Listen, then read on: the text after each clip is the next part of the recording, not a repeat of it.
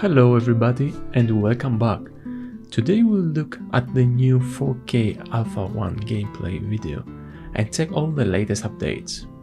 First of all, as you can see, they spent some time on the environmental graphics and the result is just beautiful. I want to say, well done guys, that's a very nice job. The video that you are watching right now, it's recorded gameplay from the latest Alpha 1 testing. If you guys remember, they showed us this short clip during the Extra Life event back in November. That monstrosity is a lieutenant of the Ascent. On today's video, we see Steven and his party try to take down two of them. Those twins are an open world 40-man raid boss for level 10. Yes, you heard right, for level 10. And by the way, if they design a 40-man raid boss for level 10, that's a good indicator of how long the leveling will take. So guys, I will let the video play in the background, but I want to jump to the Q&A section, because you got some very interesting questions this month.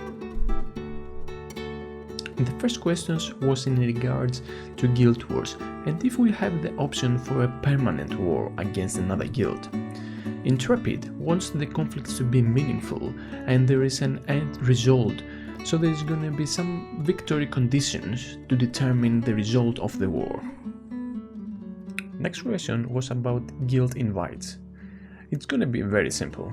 Just open the guild interface or write a chat command and it's done. That's simple. Then we had a question about the friend list. If we add someone to our friend list, are we adding his character or his account? That's a very nice question.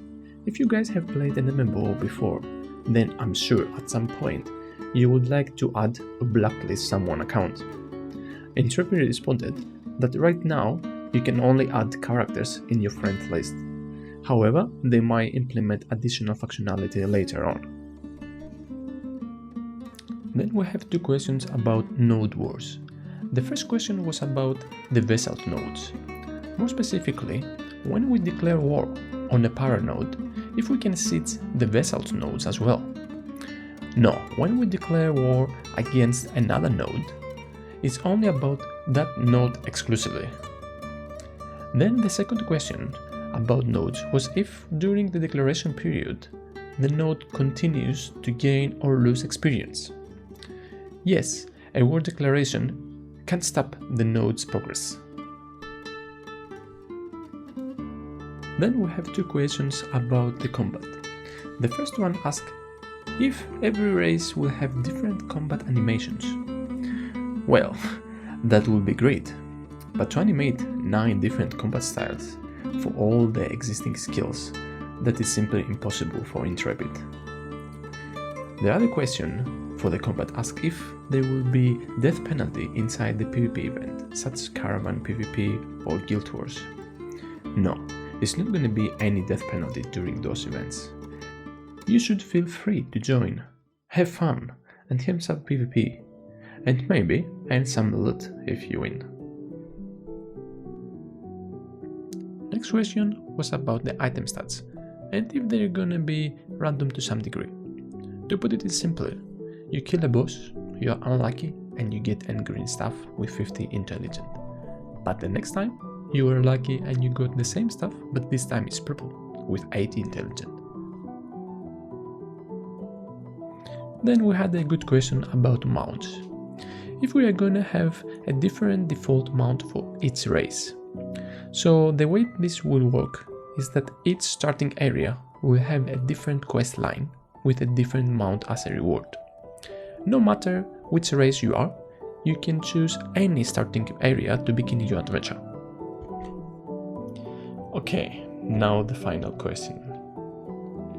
Are there gonna be daily login rewards?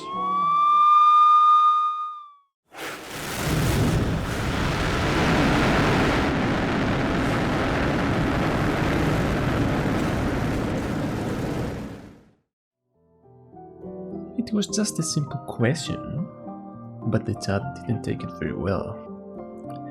And I have to say that I agree with the chat. I don't want someone to hand me over some rewards for doing nothing. I want to earn them. And I definitely don't want the game to push me to log in for some rewards. I believe that the daily rewards have a negative impact in any game in the long run. Thankfully Steven saw chat's reaction, and the next dev discussion on forums is gonna be about the daily login rewards. So don't worry guys, like I always say, be part of the discussion on the forums, Discord and social media. If you want this game to succeed, all of us need to help in any way we can. And be part of the discussion is a very important part of a game development.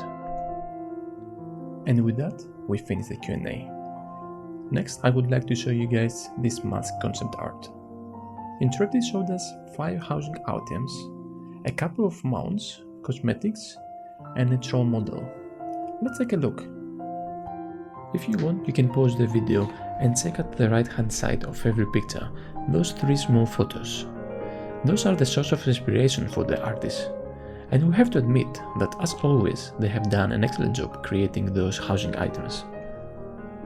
Next I want to show you this. Do you remember this small fella?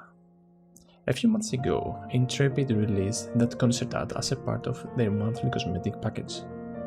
So now we can watch a short clip of how this cute fox came to life. While you are watching the clip, I want to give you some more general information. The studio will be closed until the 4th of January.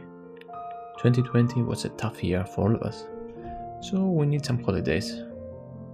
However, when they come back, Steven will open 30 more new positions. So if you know anyone from the gaming industry, let them know. In addition, the boss difficulty dev discussion is still on the forums, so if you want to take a part, go and check it out before the end of the month. Okay, so now you see the in-game model of the little fox mount, and it's beautiful, right? I think that the flames effects are still not active, so when it is all sparkly, it's gonna look even better. Unfortunately, if you haven't bought this cosmetic a few months ago, you won't be able to get it ever again. So if you are in collecting cosmetics, keep an eye on the monthly cosmetic pack, cause you won't be able to buy it ever again. Next, we have the noble warhorn mount. I love all the little details, like the bones at the side and the little fur thing under his sandal. Everything looks awesome about this mount. I really like it. So guys, I have only 4 more pictures to show you. First, we have a denier cloth and a denier plate armor set. And for last, I left this nice armor cosmetic and the APC model for the trolls. It looks very nice. Before we round up this video, I want to show you one last thing. Steven revealed during the stream that the current Alpha 1 map size is 70 square kilometers. I've painted purple the whole Alpha 1 map, and with yellow I've painted the little peninsula that Steven recorded his video. If you want to watch the rest of the video to take a small taste of the size of the map, Steven uses his GM flying mount, but still it takes him a minute to make a complete circle around the small peninsula.